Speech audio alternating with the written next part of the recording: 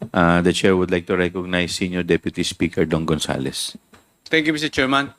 Mr. Chairman, I'd like to address my question lang na three item lang kay Attorney Sulaika Lopez. Ma'am, who is your Assistant COS?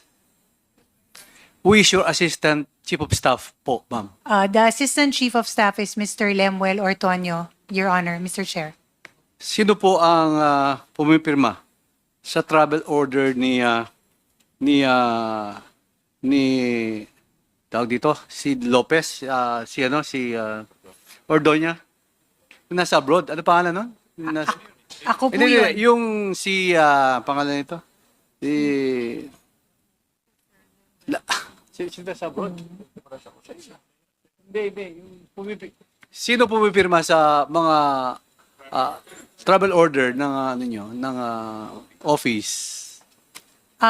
In the OVP, Your Honor, there is a delegation of authority. There are certain officials that I signed for in their travel authority. There are also other officials that Mr. Ortonio signs for. No, who signed the travel authority pala of Gina Acosta? Mr. Lemuel, no? In the travel authority shown to me, Your Honor, it is Mr. Lemuel Ortonio. Okay. Number 2 question, ma'am. Kung if tama po, hindi po niyo pwedeng i-recall yung travel order ni Gina Acosta to attend the hearing as Chief of Staff, ma'am?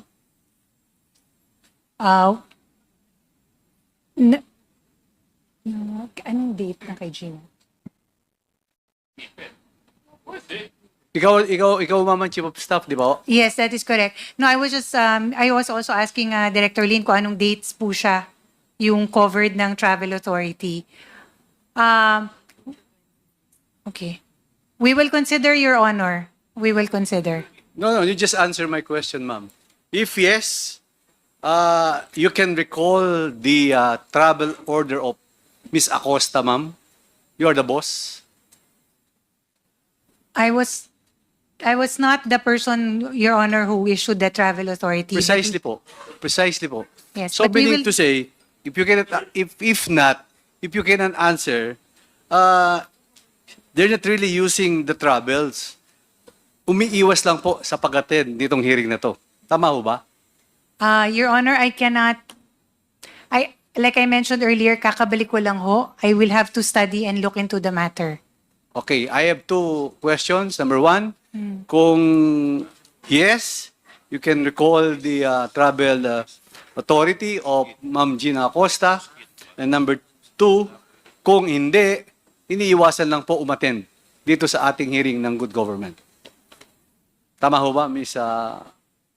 Your Honor, as to the earlier suggestion on your end to recall the travel authority, I will look into it, Your Honor, and consider. But as I mentioned earlier, kakabalik ko lang ho sa opisina, and the travel authority is not something that I saw and have gone through. Ngayon ko lang po nakita through the phone of Director Sanchez. But we will consider Your Honor's recommendation. Yes, please, give me the date lang po kung kailan pinirmahan ng assistant COS nyo yung travel authority ni Gina Acosta. Just a moment, please.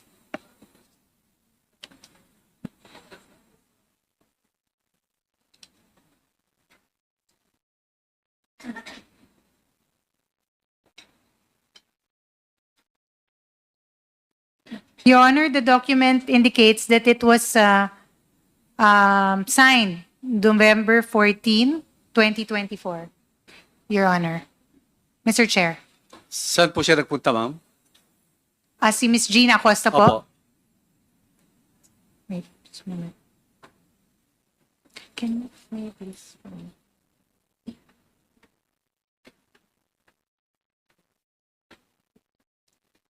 Just a moment. All right. Per travel order number 2024-1036, in the interest of public service, with Your Honor, I would like to read the entire travel order in toto. Gina F. Acosta is hereby authorized to travel on official business to continue the monitoring and facilitation of the preparations and rollout of OVP anniversary activities in various areas on November 18 to 22, 24. Then, while outside her official station, she's authorized to collect allowance for daily travel expenses, incur actual travel expenses in accordance with Executive Order Number 77/2019, chargeable against OVP funds, subject to existing budgeting, accounting, and auditing rules and regulations, including but not limited to the internal financial controls and spending guidelines. The date is November 14, 2024, Your Honor. Attorney, ano trabaho po ng SDO? Di ba SDO po si Gina Acosta? If meaning SDO, siya ang disbursement officer ng OVP. Bakit siya ang umihikot regarding for the anniversary of the OVP? Okay. Meaning to say November 4, 18 to 22. Okay. Outside the country uto? No, Your Honor. It is within the country. It is within the country. As regards to the question, earlier question, what is the work of Ms. Gina Acosta? Yes, ma'am. Oh, may I know what is? Just a moment. What is?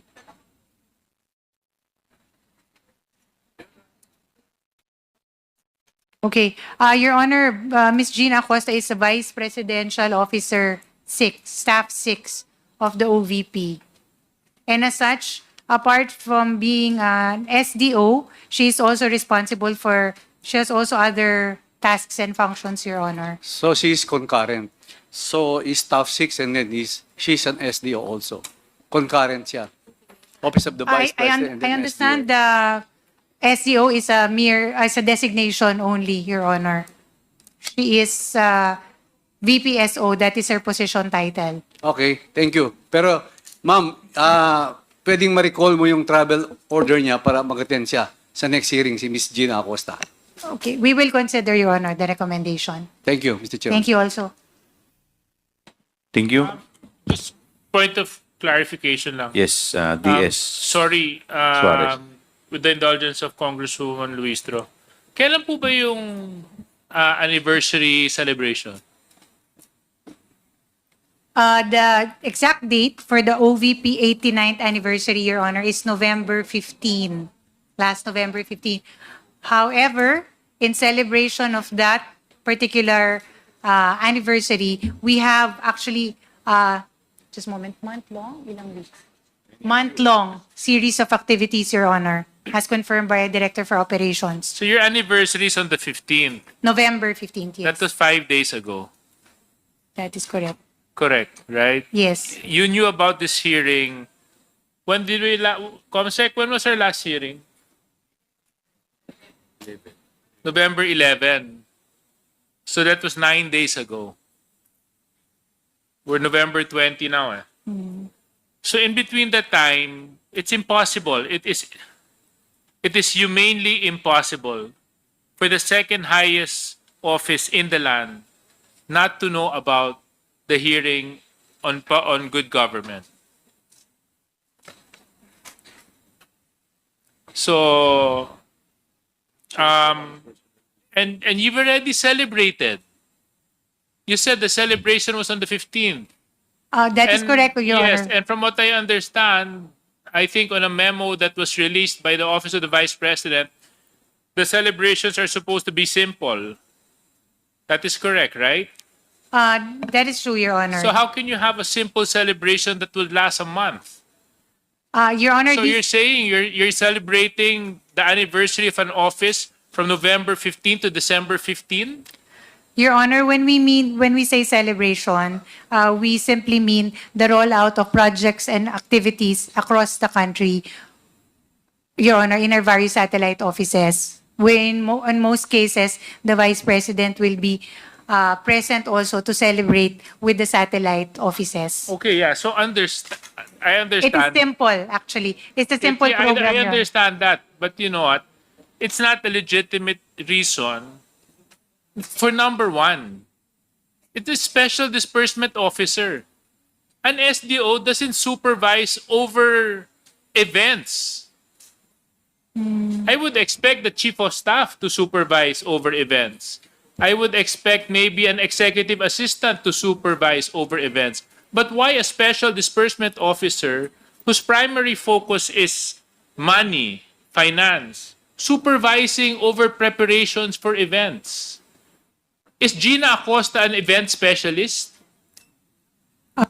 Your Honor, the Miss Acosta's task as SDO is a designation on her end. Her position title is really Vice Presidential Staff Officer 6 or 6. Hindi. Edward Fajardo, where is he? Is he also supervising celebrations? Ano ba to? Naging event specialist na ba tayo? Sunshine Fajardo, missing also. Is he also supervising events? Ano ba sila? Sila mag-MC ng event? Silang in charge sa physical preparations? Hindi ba kayang gawin ng mga satellite offices nyo yun? Nandito yung mga satellite offices nyo. Who's in charge of the satellite offices?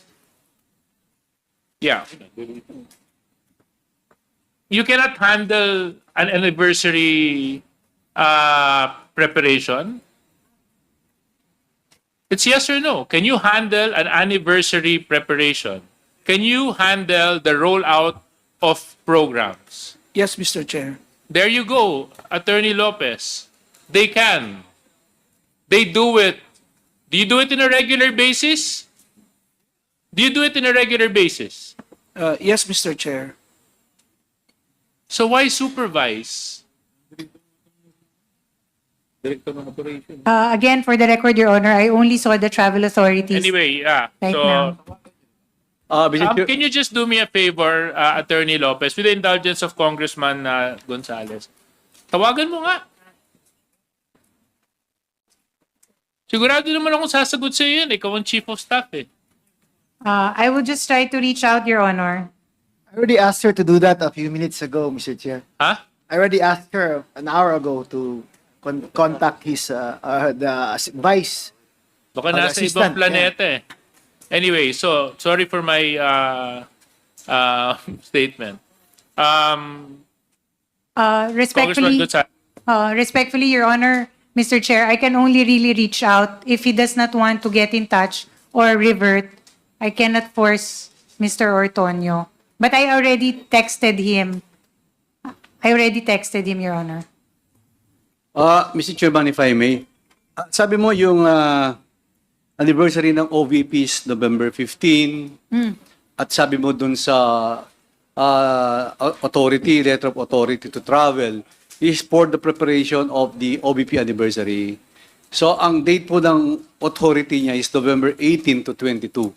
Meaning to say, tapos na po yung anniversary bago nyo binigyan ng letter authority to travel. So, kayo po nagsabi dito kanina, ang anniversary nyo is November 15. Pero ang reason is for the preparation of your OVP anniversary. Parang tapos na ho yung anniversary at binigyan nyo siya ng TA ng November 18 to 22. Opo. Your Honor, for the record, the Office of the Vice President has 1 central office, 10 satellite offices, and 2 extension offices.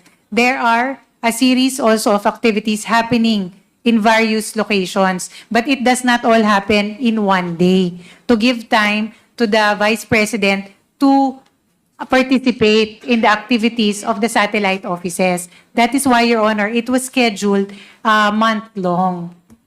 That is the reason. Okay, thank you, Mr. Respectfully. Chairman. Mr. Chair, one question only. May we, Congressman Jill. pwede ba malaman namin sa OBP kung sino yung official na in charge doon sa pag-book ng plane tickets also with accommodation? Just to know the whereabouts of these officials, Mr. Chair. I have no personal knowledge on this matter. Maybe the Director for Admin. How about the other officials from the OBP? Attorney Sanchez. Thank you, Mr. Chair. Mr. Chair, we have a travel arranger in the office under the procurement division. But she's only... Ma'am, wala rin kayong alam. To cut the long story short. No, Mr. Chair. Wawa naman yung opisina nyo. Lahat hindi alam kung nasaan yung mga tao ninyo. Nagkaroon na yata kayo ng amnesia lahat. Ano pa nangyari sa opisina ninyo? Lahat walang alam. From the chief of staff down to the department head. Lahat hindi alam. Mr. Chair, for Or the meron po kayong pinagtatakpan? Mr. Chair, for flight bookings, Mr. Chair, there is a person assigned to flight bookings, Mr. Chair. Mr. Chair, I think that is procurement under her office, Mr. Chair. Attorney Sanchez, can you not call that person now? I'll give you 5 minutes po. Yes, Mr. Chair. Mr. Chairman, The chair would like to recognize Congressman Ino D. may we also ask what exactly is the event that's currently happening today? Meron ba po tayong, I don't know if I missed it earlier, ma'am, that they have to attend to? Ano po ba yung event or program na ginagawa ngayong araw na ito na ina-attendan ng mga staff po ninyo? Okay. Your Honor, for this question, may I refer you to our Director for Operations? Okay. No? Director Baluro, please, go ahead. Thank you, Mr. Chair. Yes, you're Baluro. Mr. Norman Baluro. Thank you, Mr. Chair. The programs for the month of No, November. for today. Yes, for this today. is for the OVP Thanksgiving ceremony, Your Honor. May idea po kayo details of the event or the program? For the event, Your Honor, it's somewhere in Caraga, Your Honor. Somewhere in Caraga. Caraga? Wala po kayong exact venue or details of... No, Your Honor, because we have also our satellite lead, who is also assigned in Caraga, Your Honor. Can we ask the head of the satellite offices? So, can you coordinate with them? Ano po ba yung exact program natin ngayong araw? Si Miss Regina Of course, Tecton. we just have to ask. Sino po yung head Kasi ng nga po, we're all satellite? confused. Saan po yung mga taong ito? Ano po yung mga programa? Ngayon, Maayong hapon kaninyong tanan. Mr. Chair, for today, the activity is in Caraga, I think in Hingoog, but the exact details will be under the satellite lead in Caraga. do we have any coordination po with the satellite team in Caraga office, ma'am? I will refer you to the Director of Operations because we are all under Chair. the Mr. Chair, operations. just po. may I If this has Ma'am. Mr. Chairman, we cannot have a referral office. Lahat na lang ng tanong i-refer dito, i-refer dyan, i-refer dito. Wala ba kayong Pero ako po nasusurprise kasi yung director ng operation nandirito. Yung Special Project Division nandirito. Pero yung SDO, yun ang umiikot. Mr. Chair, Hindi ba dapat yung operation ang umiikot, hindi yung SDO? Mr. Chair, may I Yes, interject? Congressman, Just a very Zia. brief lang po. I think there seems to be a disconnect. Parang it's not only me, hindi nagko-coordinate but disconnect. I think kayo po yung head ng operations, Mr. Baluro, di ba? Mr. Chair. I think, Mr. Chair, you should know because you're the central office eh. Diba? Mga satellite offices, are you telling us that the satellite office work independently from yours or that they don't at least send to you? I presume that's a very important occasion or activity. So, I mean, a simple question asked by Congressman Ino D. You cannot even tell us the exact location. What program is this? I mean, you're supposed to know everything because these are satellite offices. You're telling us that you don't care at all to even know the details. Kayo po yung sa central office eh. These are satellite offices. I mean, there seems to be a disconnect kasi nagtuturuan po kayo eh. Isa lang po ang maliwanag dito eh. From Chief of Staff down to the Director, puro walang alam. Di parang may nagtatakipan po dito. Mr. Chair, dagdag ko lang. So, kanina, Mr. Baloro, hindi mo alam kung saan eksakto sa Caraga ginaganap yung anniversary ninyo? Mr. Chair, with regard to the places, because we have several locations po for Caraga. So we have also our satellite leads who's now in charge with the identification of the location for the OVP anniversary in Caraga. Your Honor. So me, okay, several, marami. Ano-ano yung mga lugar na yun?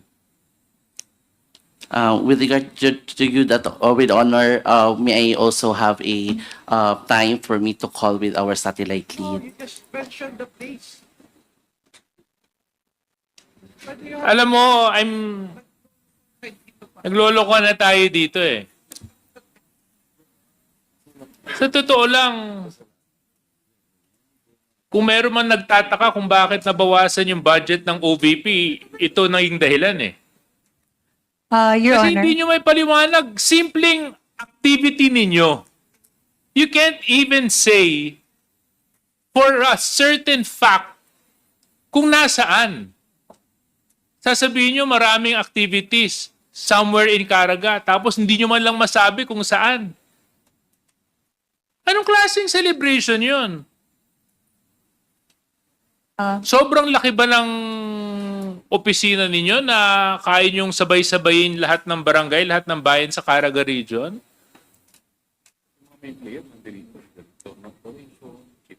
Not unless, of course, you're making a mockery of this committee.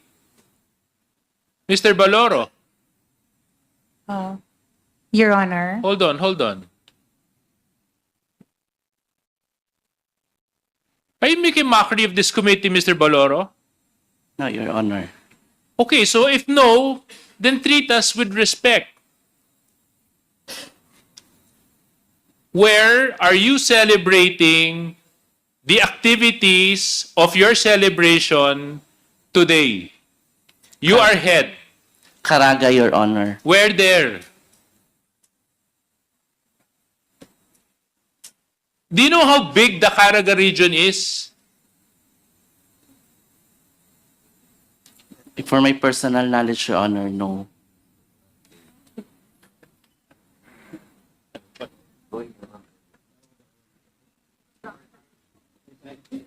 Mr. Chair. Your Mr. Chair. Honor. Yes, Attorney Lopez. Your Honor, Mr. Chair, respectfully, may I be given a minute, please, to just discuss and confer with Director Baluro, if that's all right. Pwede niyo po bang tawagan ngayon si Miss Gina Acosta, speaker po ninyo? Si Ayun po. Miss Gina Acosta. Miss Gina Acosta. Paki-speaker po nga po ninyo. Mr. Chair. May I just add that Yes, for Congresswoman an Luistro. event as big as the anniversary of the office of the Vice President, I do not understand why the operations head is not knowledgeable about the place of the celebration and the matters connected thereto. And more so, Mr. Chair, it is a common practice that when one applies for a travel authority, it goes with the travel authority, the invitation or the program of the activity. Kayo po'y operations head. Wala man lang hubang program or invitation where we can make reference as to the place of the celebration and the officials who are supposed to be there other than the SDO.